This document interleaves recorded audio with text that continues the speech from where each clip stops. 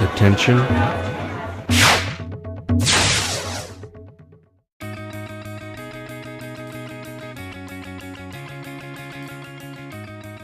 Hi, my name is Erica Olson. This whiteboard session is on putting together your SWOT, which stands for Strengths, Weaknesses, Opportunities, and Threats. Now before you push the pause button, I'm here to tell you that we are going to talk today about how to make a SWOT work for your organization and be useful, and not just an exercise in putting together a 2x2 matrix. Alright, so let's get started. Strengths, when we identify them, what do we do with them? We capitalize on them. Weaknesses, we shore them up. Opportunities, we invest in. And threats, we identify. So let's break this down one step further. This is internal. Okay, so these are items that are internal, super important. This, external. The minute we confuse the two, we have a big mess on our hands and the SWOT is no longer useful. So let's address a confusing point. Yes, weaknesses are also opportunities. People don't like that language all the time, so if you don't like the word weakness, call it area of opportunity, okay? But the point is, stuff that we can control and stuff that we cannot control but we can impact. Big difference. So let's talk about the internal side for just a moment. We need to collect data to populate the SWOT.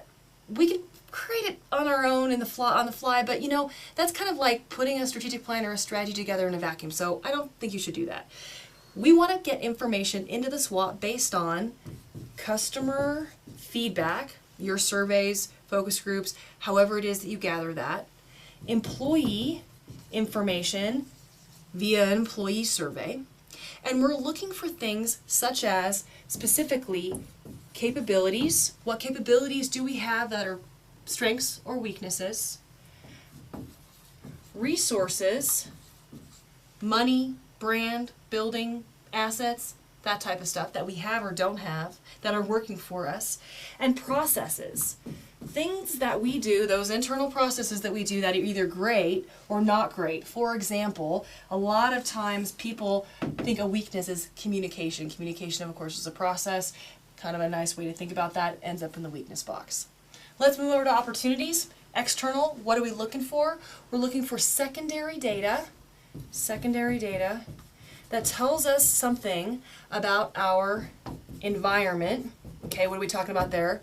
Not the trees necessarily. I'm talking about mortgage rates, interest rates, data that impacts our business. That's the environmental information. That's secondary. Industry data. Okay, so what's happening in our industry? Maybe from your industry associations, that type of thing. And competitive data.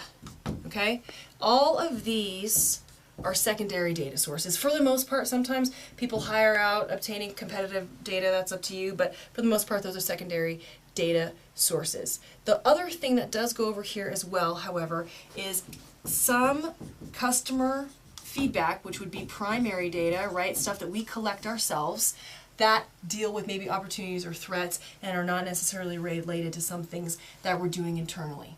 So we have all this. Normally we have bullet points all over the place. What do we do with it?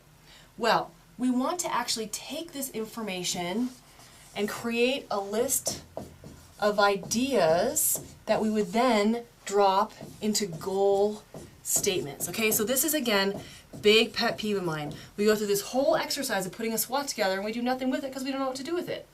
I'm here to tell you, and we'll look at how we identify ideas in a moment, list of ideas that then get sort of fleshed out or prioritized, and we end up developing goals and action items or objectives, whatever the case may be, in your strategic plan. So how do we come up with these ideas? Here's how we do it. We take our strengths and we match them up with opportunities. That's one thing. Another way to generate ideas is to match up weaknesses with strengths. So, i.e., do we have a strength that can offset a weakness of ours, or do we have a strength that will help us to capitalize or invest in an opportunity that's out there? Threats we need to be aware of, but one thing that we can do is say, are there opportunities that will offset these threats? Okay? So my big tip for you is, first of all, make sure that you're informing the SWOT development effectively. That means getting the data that we talked about, not just being a management team exercise around a round table. Okay? And the second thing then is make sure we do something with it, because the whole purpose is to inform our strategy development with great information, use this tool to suss it out, and then develop some great goals so you can move your organization forward.